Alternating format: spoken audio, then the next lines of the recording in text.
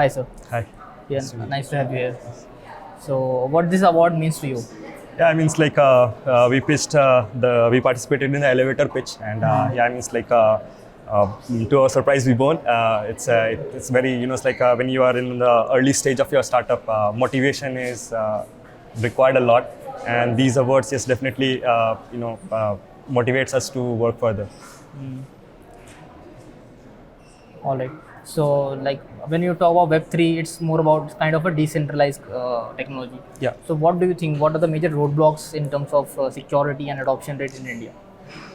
Yes, I mean, it's like if it's not just limited to India, it is about the entire, it's like globe, like everywhere in the world, whenever, it's like people build projects, since, it's easier to steal, I mean, it's like it's easier to steal money and get away with it on blockchain. Than from it's like from banks etc., where it's everything is centralized. So with decentralized, there is one con that it's like hackers get away with it, it's like in an easier manner. So yeah, I mean, it's like the biggest problem is it's like the lack of talent in security, lack of automation in security, and that's what we are trying to solve. It's like building automated solutions to fast pace the security auditing process.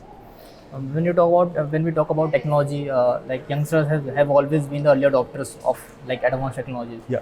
So what about the later age groups? How can we like onboard the later age groups in Web3 more specifically? See, I mean, it's like that's I mean, it's like, see, we grew up. It's like, I think for me, I grew up with phones. When I was a teenager. But now, if you see, even children of age 3 or 4, they know how to operate a phone. Yes, there is a generational gap when technology emerges. But yeah, I mean, it's like that's how technology has always worked. Like I'm very good with my smartphones, but maybe my dad is not. But yeah, I mean, it's like the upcoming generation, they are, it's like kind of, it's like living with the phone. So yeah. As the time passes, it's like they will catch up. Older generation, it eventually ends up into, it's like a need as well as their own interest. So if, it's like when government did this,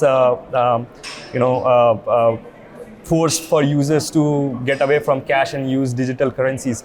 When it was forced, then we saw, even our parents using UPI and everything. Otherwise, it would have taken, it would have took a longer time than that. So yeah, I mean, it's like for older generations, yes, it's difficult, but yeah, with newer generation, definitely it's going to be easier. So where do you foresee the Web3 space going in next 10 years? I see. I personally, it's like I'm a fan of Web3 and whatever it is. I've been, it's like I'm like, I had a wallet, it's like in 2013 itself when I first used Bitcoins. The reason was that because my PayPal account was banned and I needed to, receive payment, and PayPal suddenly decided to, it's like block my payments. And that's where I became a fan of this blockchain technology, that, okay, I can still receive overseas payments without, someone like PayPal blocking my account for reasons they are not even properly giving. So yeah, I mean, it's like, after 2013, if you see, smart contracts came in place, and now there are NFTs and everything. So if you see, it's like the entire shift on blockchain, it's not very different from what already existed. It's just making it more easier. So when people say that, it's like how can a monkey be sold for $1 million, right? But wasn't the case before when people wanted to buy paintings for millions of dollars? I mean, it's like there are tons of beautiful paintings, but few have better value and few has. It's at the end, paintings were always about possession and to show off possessions, and that's what it's like digitally it's more easier. Even all the fashion brands are moving towards collectibles. It's like there is transparency and everything. So yeah, definitely I see after 10 years there will be a shift from Web 2 to Web 3. Even it's like most of the companies, they are already doing it, and they will transition it to it's like Web 3, because it solves a lot of problems, transparency, privacy. Right now, if you even, it's like when I was building the product, it's like I had a simple, it's like sign up form. It's like you enter your email address, and then it's like people started questioning that I don't want to give my email address. I just want to sign up, using MetaMask. So we had to implement MetaMask sign up, and that's, it's like there is a change of perception. People don't want to give phone numbers because you get tons of calls. So MetaMask sign up is a solution. So yeah, I mean, it's like 10 years.